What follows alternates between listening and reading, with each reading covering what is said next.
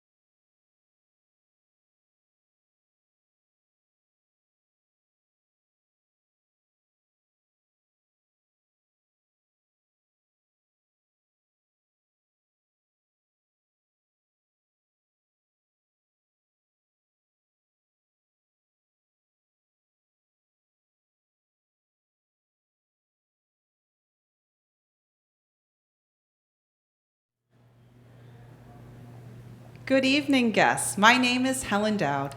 I'm thrilled to be the host for United Way Perth-Huron's first ever virtual Women United event, coming to you live from Revival House in Stratford.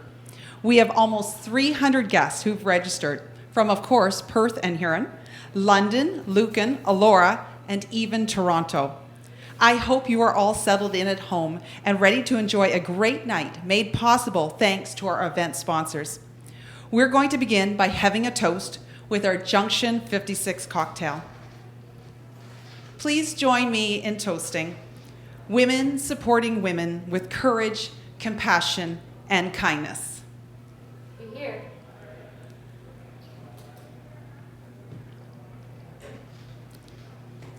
Now I would like to introduce to you our guests for this evening. We have Dr. Laura Morlock, who will be giving the DEB talk on the She-cession, how women lost 30 years in 6 months. Dr. Morlock has her PhD in religious diversity in North America from the University of Waterloo and is a lecturer at Ryerson University's School of Fashion and Wilfrid Laurier University's Anthropology Department. Also tonight, we have the technology that will allow you to pose your questions to Dr. Morlock in real time. And those will be moderated by our second guest, Catherine Ritzma, who is the 2020 United Way campaign co-chair, along with her husband, Martin. Rounding out our evening, we will hear from Canadian recording artist M. Greiner, who will inspire us with her gift of music. But the excitement does not stop there. Just like in the old days, like before March, when you attended an event, you could win a door prize. So we are going to have also a door prize at the very end of our program. 2 lucky viewers will be able to go home with $100 for some spa or other pampering of their choice. As my sister likes to say, after COVID, we will all be due for a makeover. So at this point, I'd like to introduce then Dr. Laura Morlock.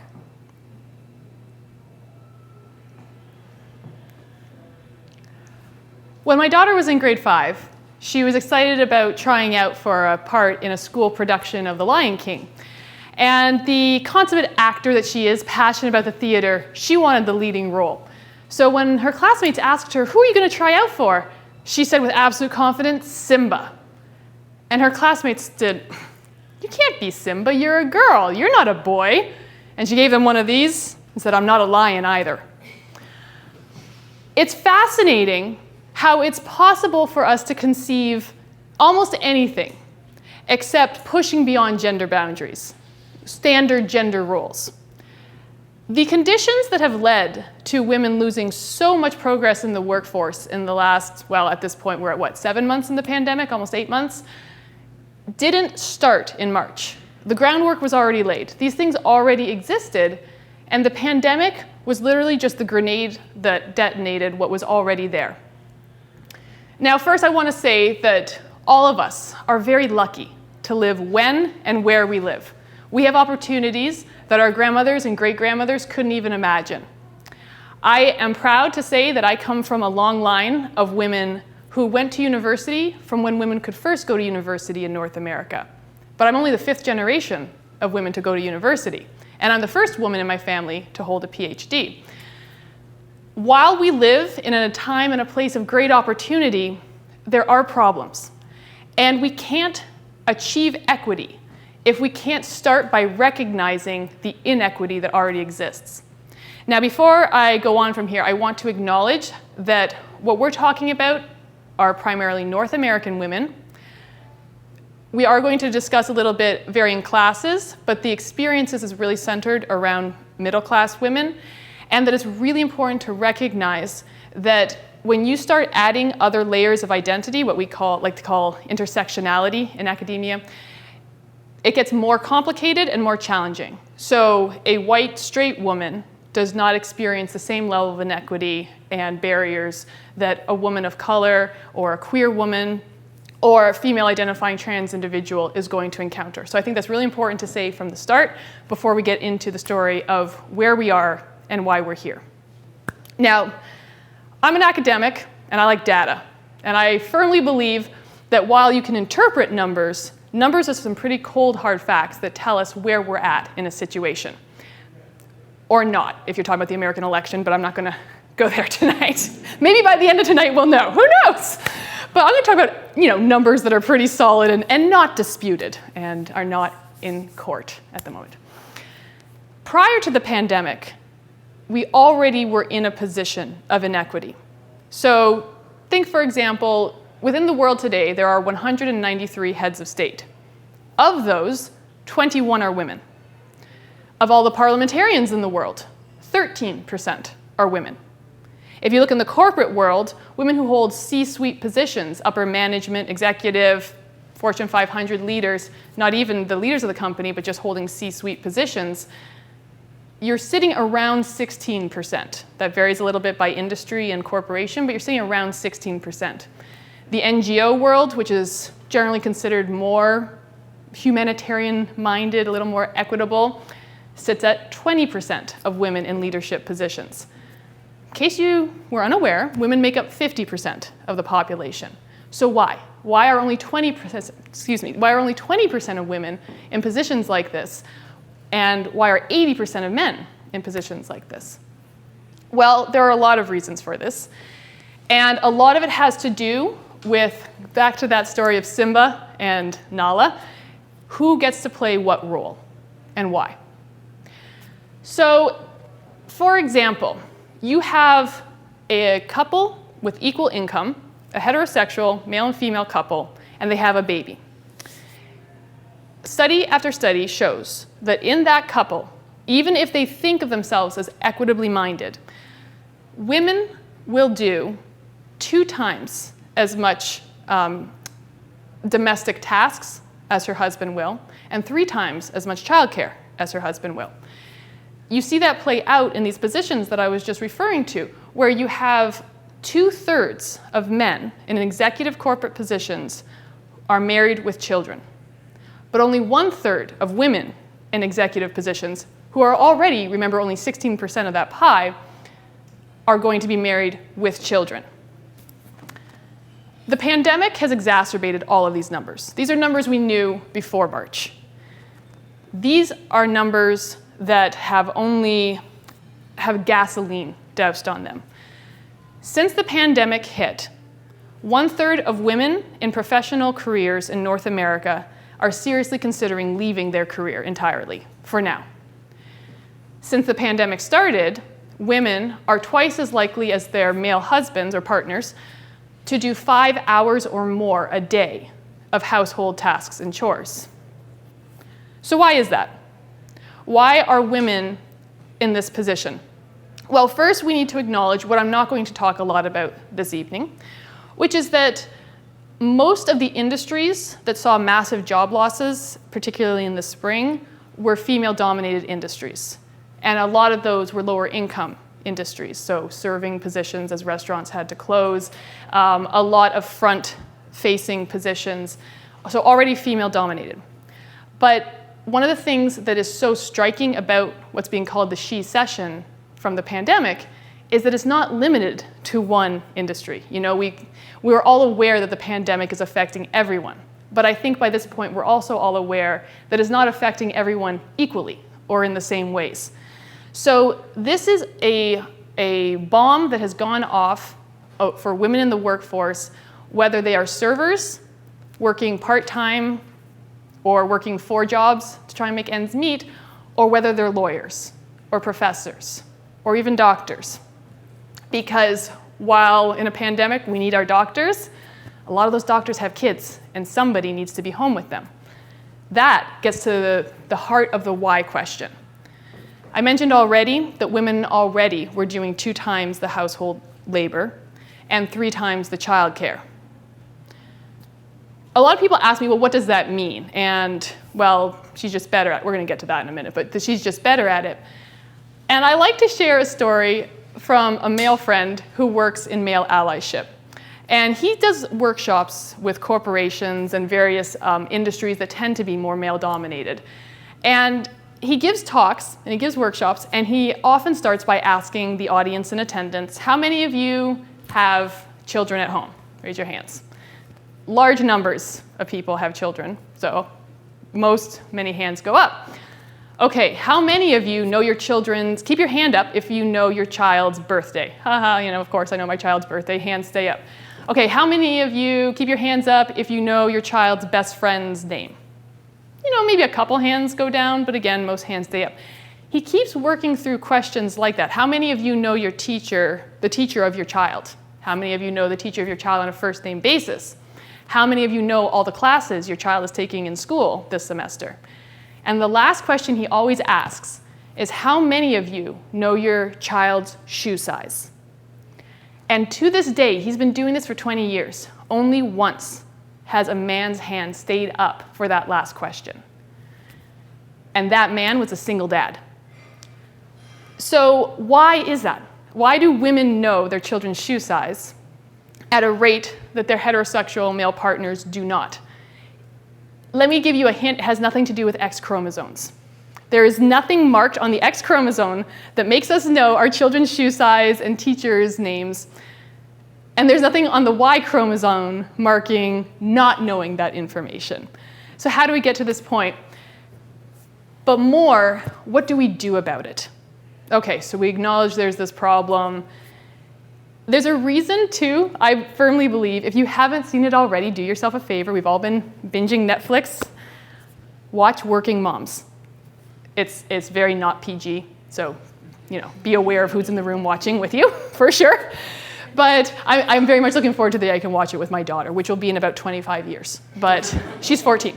But in the meantime, there's a reason that show is so popular and so funny. And every mom who I tell to watch it comes back to me and says, Laura, it's hilarious. And I had a friend who for a year told me to watch it. And it's funny because it's true. It's so honest, is what a friend told me the other day. It's a little bit to the extreme, of course, as it is for television. But it's a show that builds humor around the absolute ridiculous juggling act that working mothers have to undertake and carry on a day-to-day basis. And the juggling act, not just of keeping all the balls in the air and making sure that dinner's on the table in time and that the kids have the form signed for the field trip and that everybody has their winter coat, but that then you show up at work and you're taken seriously and you're taken as hungry for the job and that you're taken as ambitious and that you are not lesser than your colleagues without children. Now, there's a lot of focus in what I'm talking tonight about children. And people often say to me, well, a lot of things, but one of the things is that there's resentment in the workplace for people without children having to cover for people in the same workplace with children, that there's all kinds of gendered expectations that a woman, of course, wants to have children, and of course she will eventually have children. And there are some real problems around that, assuming that if a woman says that she doesn't want to have children, say when she's 25, what's the standard answer? You'll change your mind. You'll change your mind. Some women do, lots of women don't. And so that seeps its way into the workforce culture. You're a mom first and a worker second, even if you don't have children yet. It is assumed that you will want to be a mom, whether you are or are not. And that affects the way that both men and women are interviewed for new positions and who gets the promotion. Because if you are a woman, particularly if you're about to get married, say, and you are round child rearing age of when they expect you'll start having children, there's study after study that shows that those higher level positions start going to men more than they go to women, because even when it's not a conscious decision, there is a general understanding that, well, she's probably going to have kids in a couple of years, or she has a baby, so she probably wouldn't want this job because it's a lot of late nights or a lot of travel. Here's the thing. While women are certainly single mothers and adopt and are single mothers by choice and are in same-sex relationships, it is still true that the vast majority of children born in Canada are born to a coupling of a man and a woman. And yet men are not asked these same questions. These same presumptions are not made about men. And this hurts both men and women. How does it hurt them? And more importantly, what do we do about it? So I'm going to get to how it hurts men in talking about what we do about it. Because here's a really important fact. This is not just a women's issue. Women being pushed out of the workforce, women not being able to reach higher levels within the workforce, pandemic or not, is not something that only affects women. It affects all of society. It is a national security issue. It is an issue in terms of child development and perceptions. It's an issue in terms of economy by far. We're seeing that very vividly right now. So what do we do about it?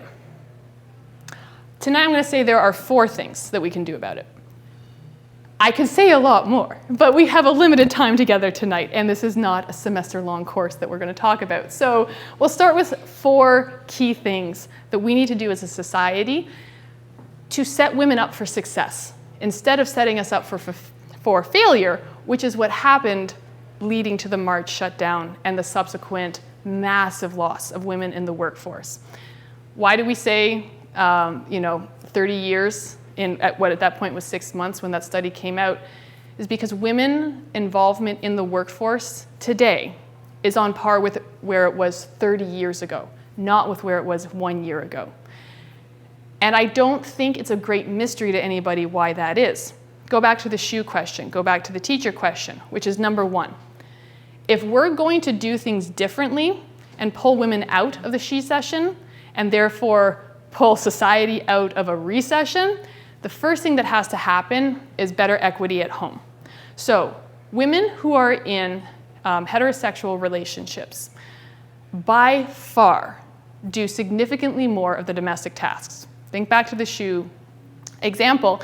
And it's not just physical manual labor, it's the mental labor. It's called the second shift, meaning that a woman puts in a full day's work at her place of employment, and then she comes home and starts her next day of work. And Sheryl Sandberg, COO of Facebook, in her Lean In TED Talk says, so he has 1 job and she has 3. Who do you think is going to stay home when someone needs to spend more time at home? She said that in 2010, 10 years before the pandemic hit. So as a society, we all hit this wall where someone needed to stay home. Okay, we all needed to stay home for a while there. But then who was going to be taking care of the kids who were home from school? Who was going to be overseeing the learning from home? Who was going to be coordinating with the teacher? Who was going to be doing the massive amount of emotional labor of reassuring their children and of making sure that the pantry is stocked for weeks to make sure that we have everything we need as a family? Is it going to be the person who already knows the teacher by name and sits on the PTA and knows the kid's shoe size? Or is it going to be the person who doesn't? It's not a massive brain teaser to understand why this happened, and it's not a massive brain teaser to then understand why it happened to women across the board. Because women have children, whether they're lawyers or servers or teachers or doctors. And when their children needed them in March, because there was nowhere to go, it then fell to women at massively disproportionate numbers. Back to that stat that I started with earlier, twice as likely as their male partners to do 5 hours or more of domestic labor in the house every day. So I think it's really important to recognize men's part in this. I do not believe that inequity at home is because men are lazy, or because they don't care, or because they're watching a hockey game and drinking beer. Going with stereotypes here. I believe it's because of where we put societal values. We don't give men the choice either. We place far more value on the work done in the workplace than the work done at home. There is nothing like an equal value for childcare as there is for earning, especially if it's a good income. So this translates into workplace, of course. It is women almost across the board in early childhood education.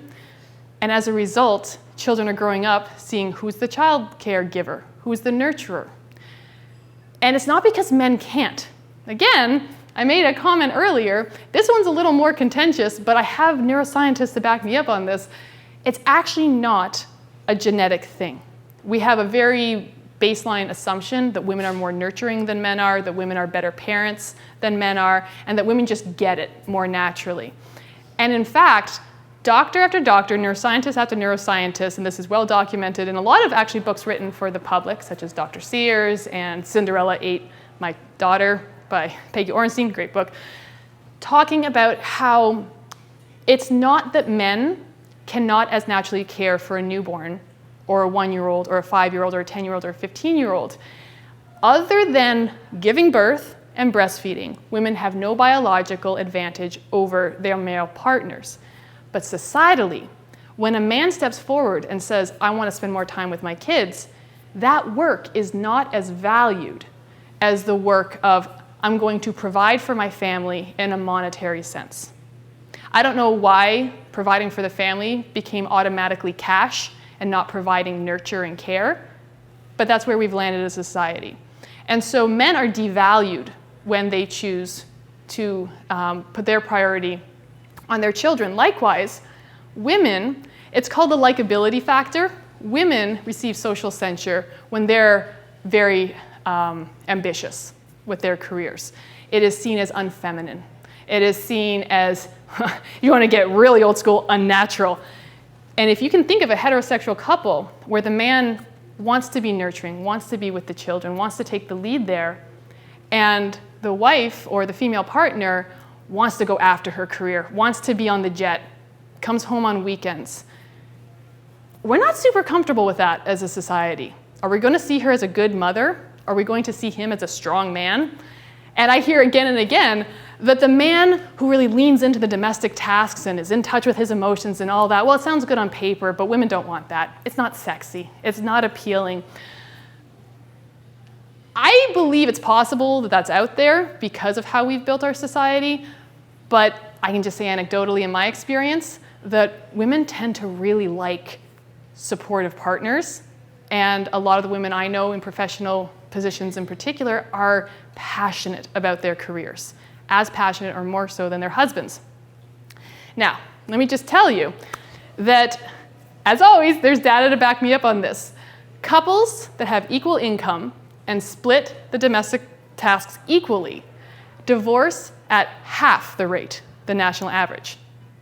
And if staying married isn't sufficient reason for you to divvy that up, how do I put this PG? Studies also show that they spend a lot more quality time together than the other couples, biblically. So there's that. Number 2, we talked about the home. Now we need to talk a little bit more about personal choices beyond that. Women need to delegate a lot more than they do on the home front. And I am the first to put up both my hands that I am not good at this. We have been so conditioned to believe, and believe it in our bones, that we will do it better. And so here's a great example. Imagine a new female employee in an office setting, and no woman has held this position before. And the male supervisor says to her, well, I don't think you're as naturally suited to this position as a man would be, but I do see that if I super micromanage you at your job, then you might be okay at it. You'd sue him! But that is what we do constantly to our male partners. Micromanage, critique, and say that's not the way that I would do it, even if the male partner is the lead parent.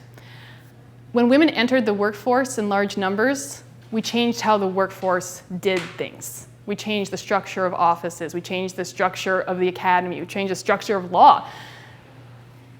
If more men are going to step into more equitable roles in the home and have the same permission to really lean into their nurturing, caring sides, then you're going to see things done differently. But just like women in the workforce, that doesn't mean that it's lesser than. Thirdly, companies and organizations. I'm actually not going to talk too much about this today because it's everywhere. We know most of it. Flex time, sick leave, generous parental leave, etc. But I often feel like in my work I get to look at corporate, particularly corporate policies on equity. And I feel like, to borrow from Anne-Marie Slaughter and to Canadianize it, to look at most corporate organizations' equity policies is like reading a charter of rights and freedoms for a dictatorship. It's on paper, but it doesn't happen in practice. And if you actually try to claim those rights, then you receive censure for it, and it can harm your career and your progress. I think it's also important to recognize that with COVID, we have an opportunity. I don't in any way mean to minimize the catastrophe that COVID-19 has been, the loss of life, the long-term illness for people, the devastating losses of jobs, careers, small businesses. But I also believe that COVID does give us an opportunity to reimagine the world in different ways. We don't have to build back the way that it was before. We don't have to go back to doing things the way they always were. And COVID has forced us to leapfrog in this tech revolution.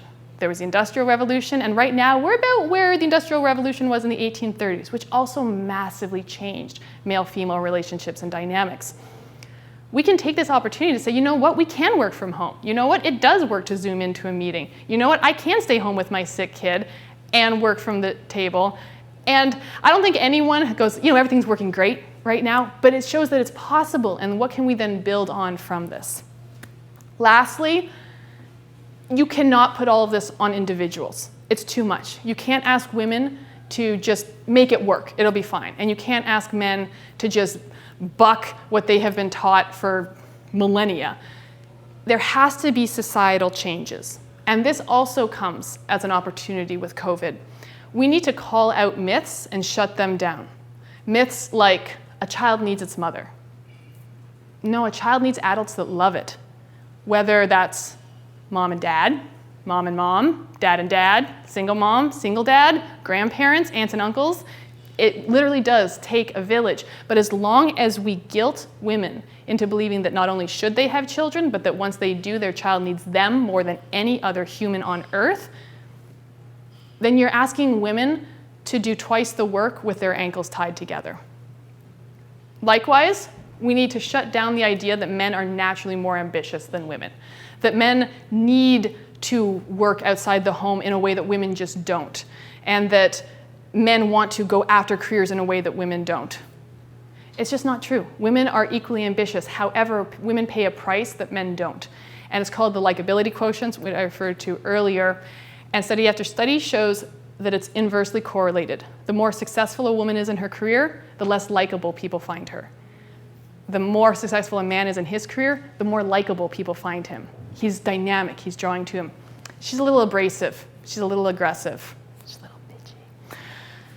And there's a really famous study that the Harvard Business School did around this, where the professor took an actual example of a female entrepreneur from Silicon Valley, and he told her story to his business students, but he changed only one detail, and that was her name, and changed her name from Heidi to Harold.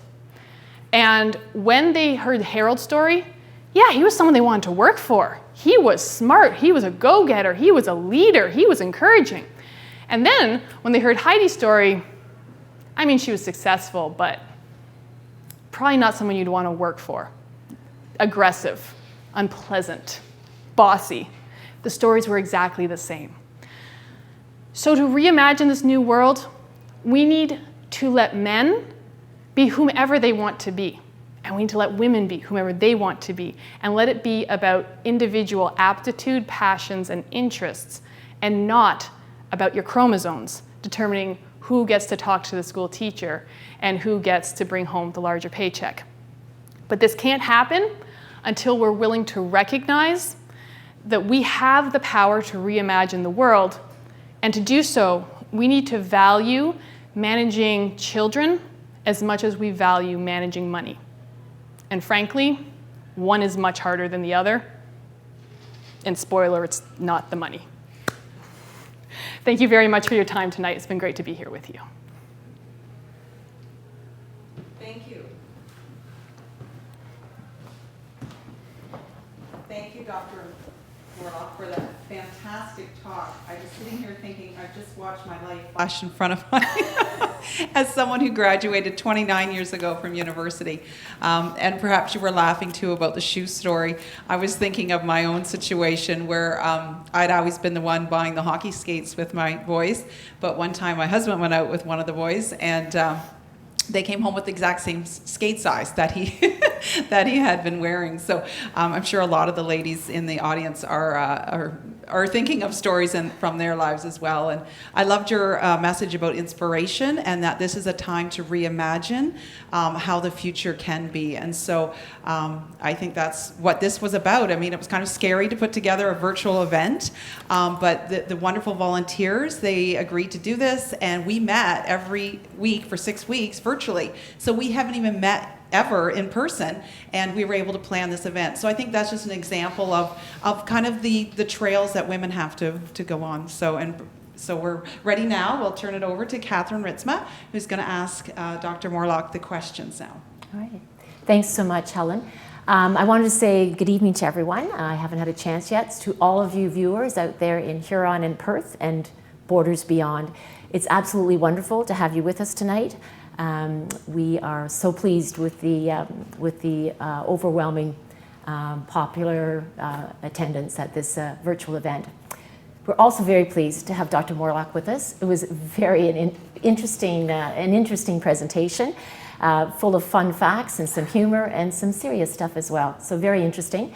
We hope that you viewers out there were madly putting your questions together, and we're going to continue the dialogue in a little less formal way by asking you questions. And I'm going to start off. So the first question is, how can we lead our children to a new equitable environment? I love that question. It's so important. I don't think we're going to get there in my lifetime. The numbers aren't there. Those really stark numbers that I was talking about, we have 13% of women, 20% of women, 16% of women, whether you're talking politics, corporate, NGO. We can't move that dial in a couple decades. And so we need the next generation to be tuned into these issues so that they can move the dial further and further, just as we've been doing for our foremothers. And it starts with the narratives we teach our children. I referred to Cinderella Ate My Daughter. Yes. I firmly believe every parent should read that book. And it's about the narratives around gender that we teach children from birth. Why do girls get pink and why do boys get blue? And what does that represent? And why do we assume, she gives examples like her daughter going to the dentist. And it's like, oh, Tinkerbell's coming into your mouth. Why Tinkerbell for the girl, and why the fairies, and why for the boys? And it starts at a very, very young age, the assumptions of, well, you're a boy, so of course you want X, Y, Z. You're a girl, so of course you want X, Y, Z. And that gets so deep-seated in us that it gets very hard to push back and say, but I actually don't want that. What I actually want is that. And it comes out in career choice and so forth. So it really can start as simple and as basic of choosing our language around our children. Comment on what your daughters can do, how their bodies work, how smart they are, more than you comment on what they look like. Comment on how nurturing your sons are, on how sensitive, how caring they are, how considerate they are, rather than teaching myths like boys will be boys, which really is a very anti-male statement that boys are somehow not capable of being compassionate, caring, and that we should expect bad behavior from them. Okay. I have a question before I go to the questions from the floor or from the computer. So the book that you're talking about, what age group is that book for? Is it a storybook? No, it's she's a journalist actually, and she wrote this after she had a daughter because she was so frustrated by the sexist wave that hit her when she was the parent of a daughter in our society. And it's really written to adults, and it's written in a journalistic narrative format, but she talks about from birth until adolescence and the arc that we put daughters on in particular, and the negative effect that has both for boys and girls. Okay, and the name of the book again is? Cinderella Ate My Daughter. Thank you very much. So, second question from our audience. Can you speak to the value of women who choose to be a stay-at-home mom? And that question is from Bernice. Absolutely. I was steering near there, but I mean, there's only so much you can cover in 30 minutes in saying we need to start valuing work equally, whether that work is childcare or whether that work is in an office setting, or, I mean, we can go beyond that in the workforce too. The fact that we need the designator stay-at-home mom, as though the assumption is that she should be at work, or that we use the designator working mom. When was the last time you heard someone talk about working dad? It's assumed that the dad works, but women need these designators in front of them because we value women so far as they have adopted traditionally male labor. but we don't value what has been termed women's work.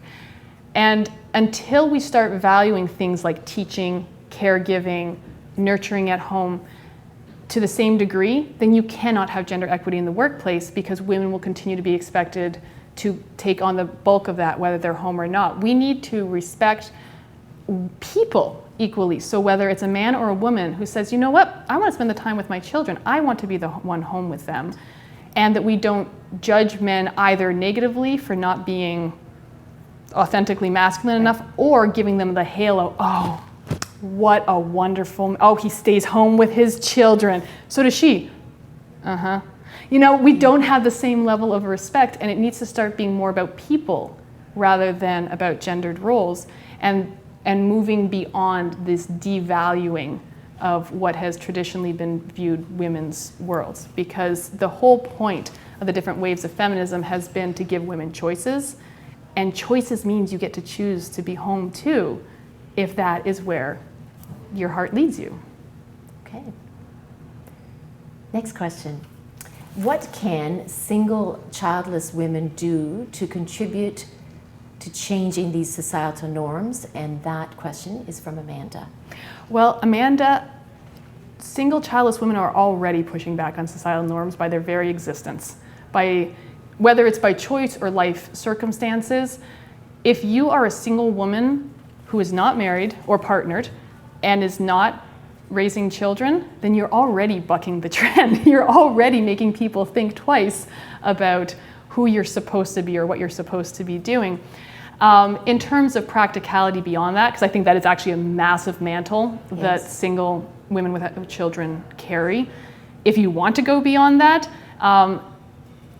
one of the real problems women in workforces have is upper management women making their lives harder, frankly. There's a lot of mentorship, but there's also a lot of women who are making it harder for younger women to come their way up. It's called the broken middle management ladder.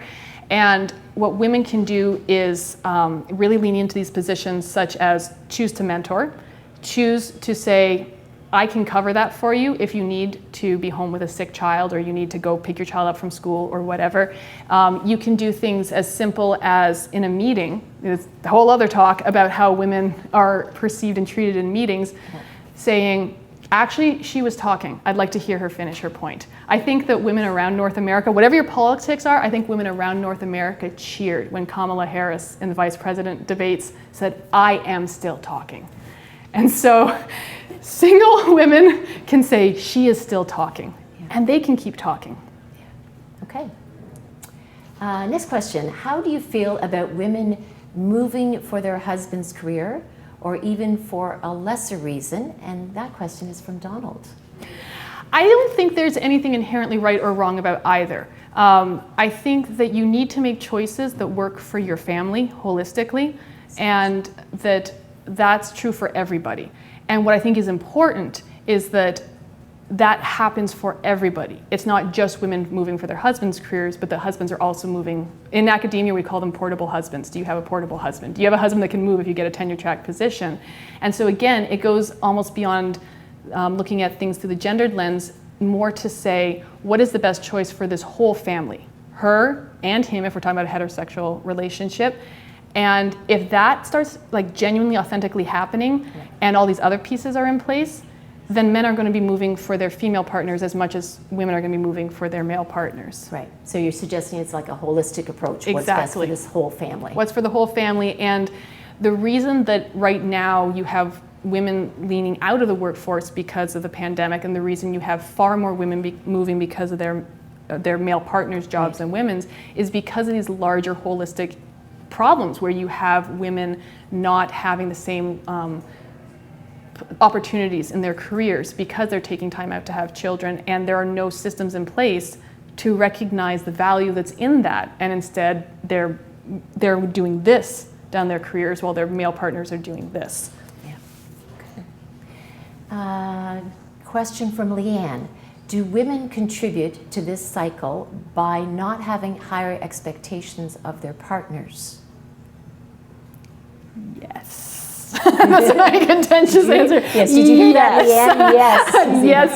Yes is the answer. I mean, that's a little oversimplified of me because it's complicated. And who doesn't want to have,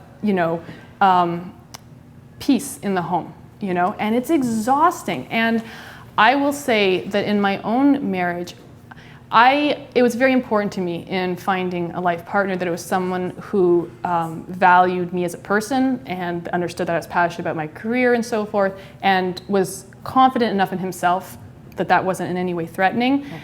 And I'm very fortunate that my spouse very much views himself in terms of equal partnership, would self-identify as a feminist, and yet this is what we throw down on. This is the only thing that really causes, even as much as we try to be an equitable partnership. So I think that it is essential that if things are going to move, that women have to be willing to call out the nonsense, is a more PG way of saying what I want to say, okay. And saying, do you see this? Do you see who's doing this? Do you think that this is fair? Why is it like that? And just asking those, why? Why is this the setup in the home? So I think it's really important for women's own sake. And I don't mean, again, within what works in your marriage or relationship, a partnership by all means, but really saying, if there's something harming you, it's also harming them, because that's how a relationship works.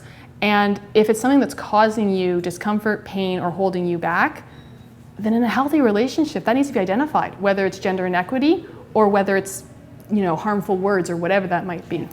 Yeah. That question from Leanne has sparked me to a question I want to ask. So I'm in the more mature, probably age bracket of viewers tonight. I have kids in their 30s, I have grandkids.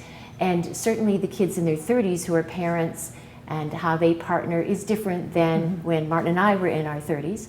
My question is, though, as a grandparent, what can I do for my 5-year-old granddaughter, or what can I do for my daughter-in-law to kind of help with these gender issues? I think the matriarchs are where it's at. Honestly, the wise women of the tribe are the ones that carry the life experience and the wisdom.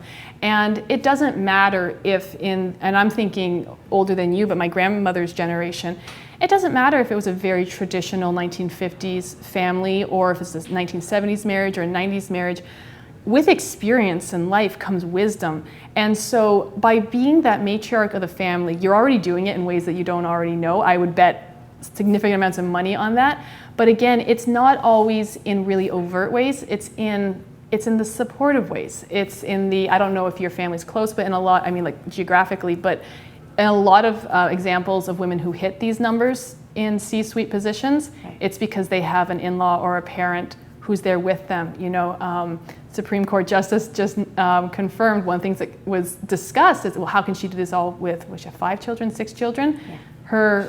I think his aunt or her mother-in-law, but an older woman in the family lives with them and helps. And so there's very practical, hands-on ways that you can support that.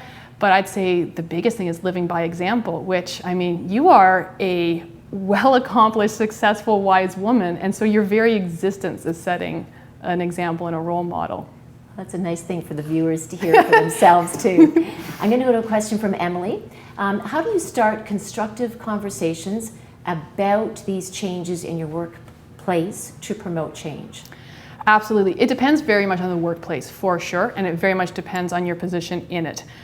So if you're in a management position, for example, you can take the lead on that. You can have workshops. You can have people who do this work come in and speak to your company, whether it's a brown bag lunch, whether it's depending on your workplace, here's an article everyone needs to read and we're going to talk about it. Might be the more academic approach.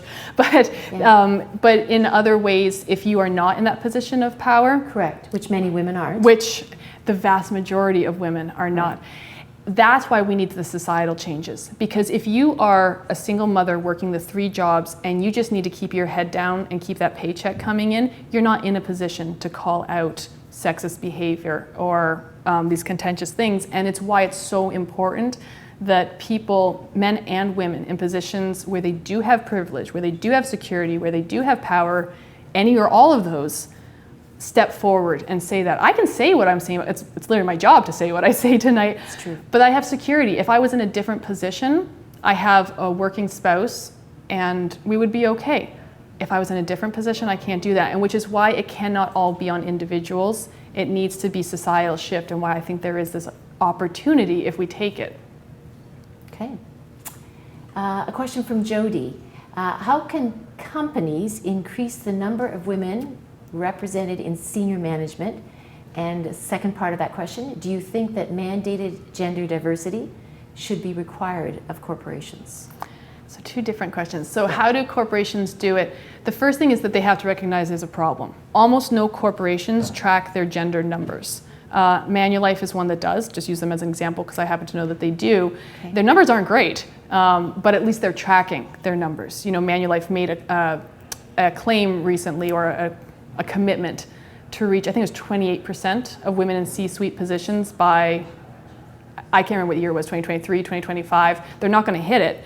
But at the launch of that, one of the leaders of the company said, I'm going to apologize that the number we're reaching for is so low.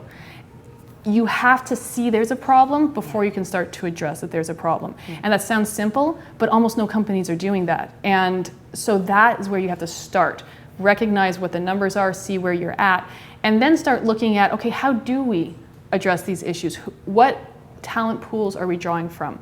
Before we went live, you and I were discussing that I was just learning about a law firm in New Jersey that doesn't hire recent law school grads. They hire women returning to the workforce in their late 40s and early 50s who have law degrees, because they value that women at that age have experience and wisdom and know everyone in the community from soccer games and PTA and all these things, and that they actually do better as new lawyers than their younger counterparts are. So there's all kinds of creative solutions for companies if they're willing to look into them.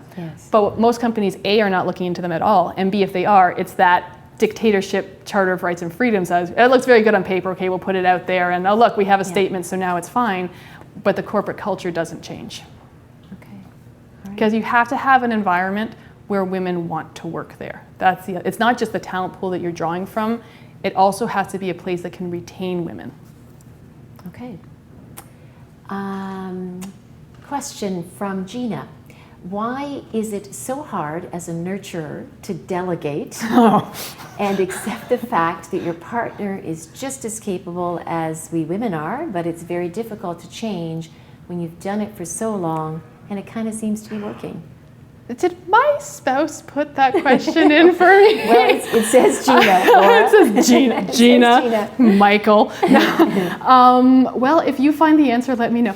No, I mean, there's all kinds, and Brene Brown actually talks a lot about the nurturers and the caregivers and burnout, and why women are so prone to burnout. In fact, there's a recent Brene Brown podcast I think every woman in the world should listen to about why women are experiencing such massive levels of burnout right now. Because we are trained first and foremost to be nurturers and caregivers. And it's woven into our identities. And it is very hard to set down something that is who you are and what states your value. And there is an element of, well, if I don't do this anymore, what's my purpose here? Do I even matter? And if you can get past that, there's this is the best way to do it, it's the most efficient, and frankly, something I see a lot in my own life and in other working mom friends. We are so busy all the time. The way he's gonna do it is gonna take more time, and I'm just gonna have to clean it up, and it makes more work for me, and I don't have time for more work, so I'll just do it myself rather than taking the time.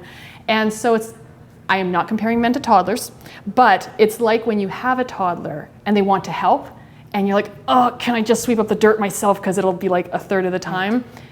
But they can never do it. Like, they'll never be able to clean up after themselves if you don't let them learn how to do it. And in the long run, it's a better investment in your time and in your well-being, and frankly, in the well-being of your children and of your family as a whole, if you can force yourself. For myself, I physically have to leave the house. When I finished grad school and started teaching in Toronto, and I was literally gone on the train all day, wow, those days ran smooth. And it was like, oh, no one died. Okay, great. And everyone's fed and happy and got to bed on time. And so for me, with babies sometimes, they say, Mom, walk around the block. Like, if you can't hear the baby crying without grabbing the baby, go for a walk, remove yourself from the situation. I physically have to do that because I'm a massive micromanager. And so I think we can all Those are great release. tips for all of us. So we're down to the last question so that we can keep our program moving. And the last question from one of our viewers is, how can I help here in my own town or municipality? What are some little actions that I can take to support other women? That is so important. And I think we're all really tired right now. And I think that even before the pandemic, there was a lot of caring fatigue. And I think that we need to recognize that it's okay to do nothing sometimes. And when you can do something, it's okay for them to be small things, because the small things all add up. So in the same way that the shoes is a small thing, but all those add up, right, that happens in the other way too. So all the small things, you know what, I'm gonna let someone else take care of this. You know what, I'm gonna step back. Or, you know what, I'm going to help this person. And this is not just a plug, but there are a lot of amazing organizations who are literally doing this work. You don't have to reinvent the wheel. So find one that lines up with your values, that's doing good work, and United Way, frankly, is one of the best. And so, and I'm not just saying that because they asked me to talk tonight, they actually are a really solid organization.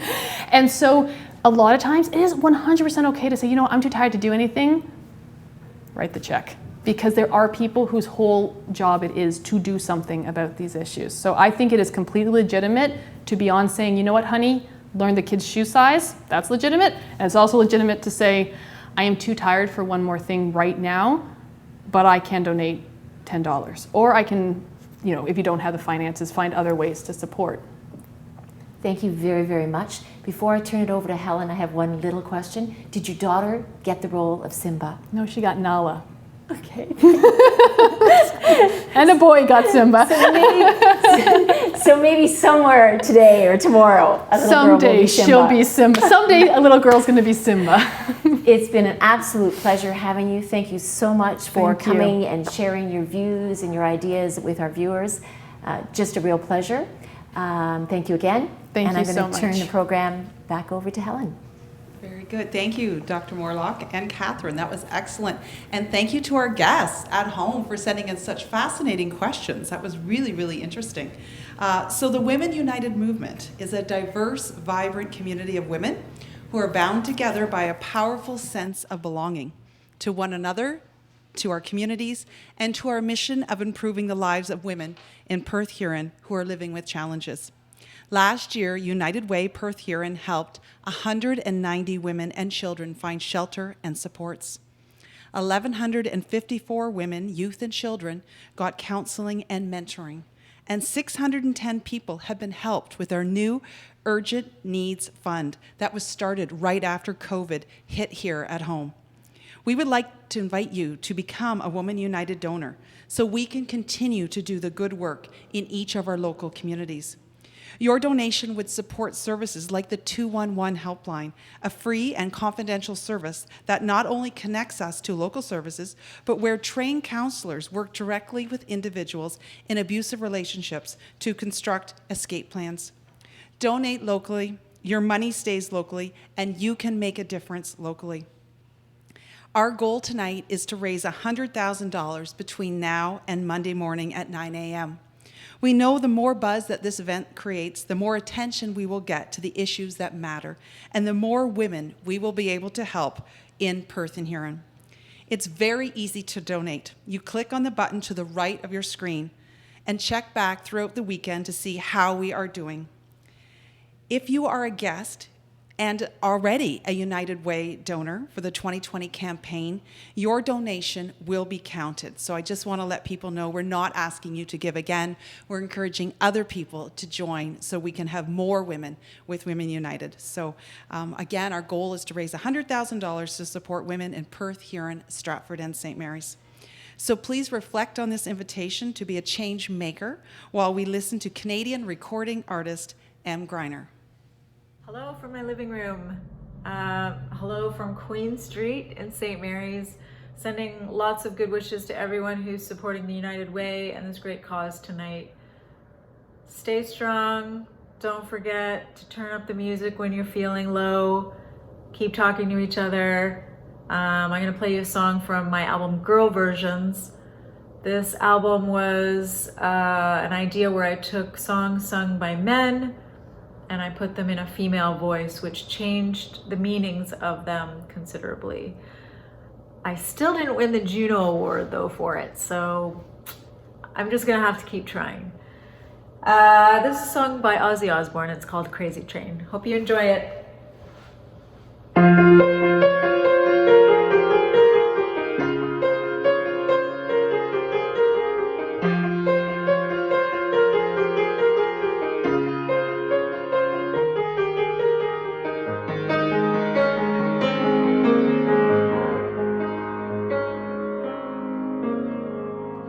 Crazy, well, that's how it goes. Millions of people living as foes. Maybe it's not too late to learn how to love and forget how to hate. Mental wounds not healing, life's a bitter shame. I'm going off the rails on a crazy train. Going off the rails on a crazy train.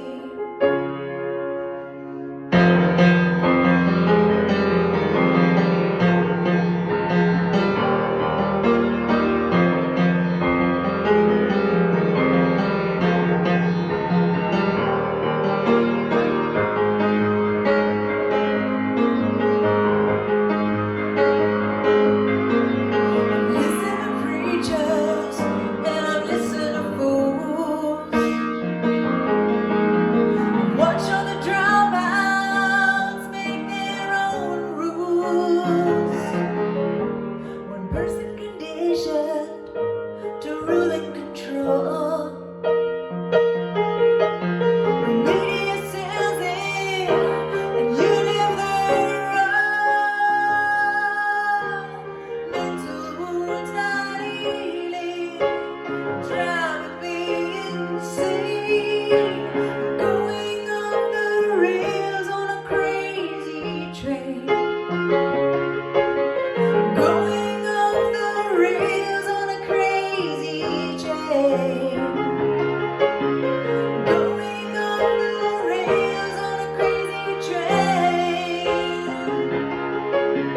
Going off the rails.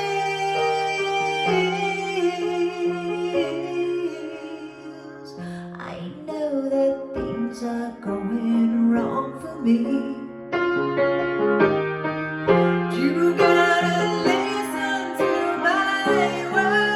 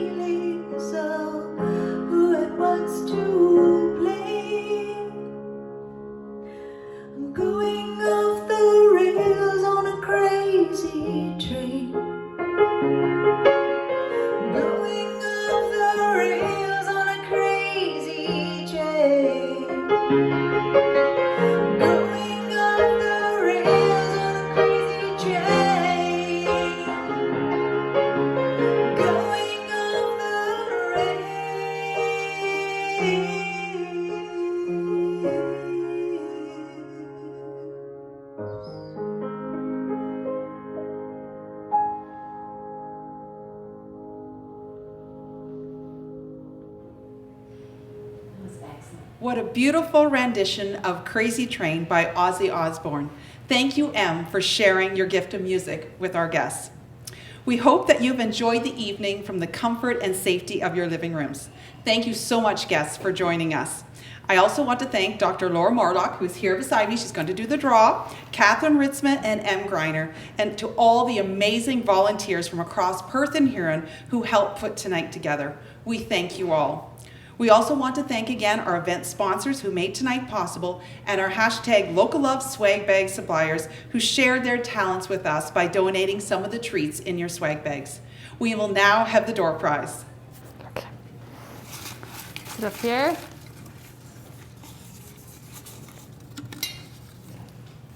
Good. Okay, and our first winner of $100 for some self-care is Beth Blows. And our second winner of $100 for some self-care. All stuck together. Thank you. Is Sonia Van de Hoof Fraser. Excellent. So thank you. Our office will contact you on Monday to claim your prize. So we hope our program tonight has been informative, inspiring, and motivates you to become a Women United donor. Have a great rest of the weekend, and remember to keep checking in to see our totals as we work towards Monday morning at 9. Good night and stay safe.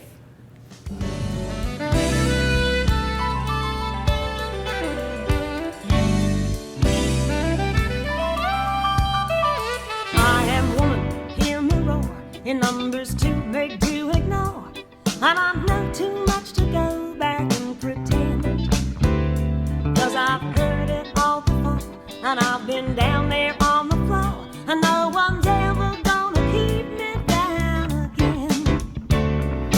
Yes, I'm wise, but it's wisdom born of pain.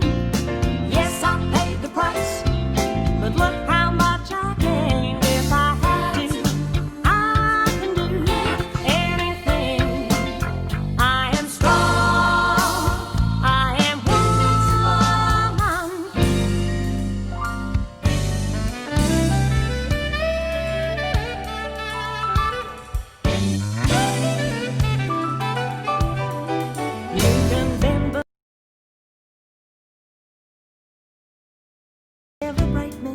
cause it only serves to make me more determined to achieve my final goal. And I come back even stronger. I'm not a novice any longer, cause you deepened your conviction in my soul.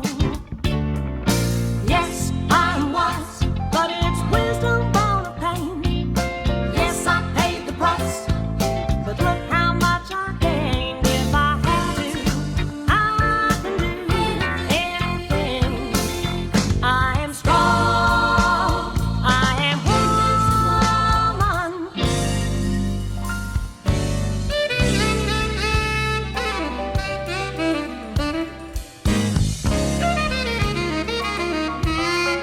I am woman, watch me grow.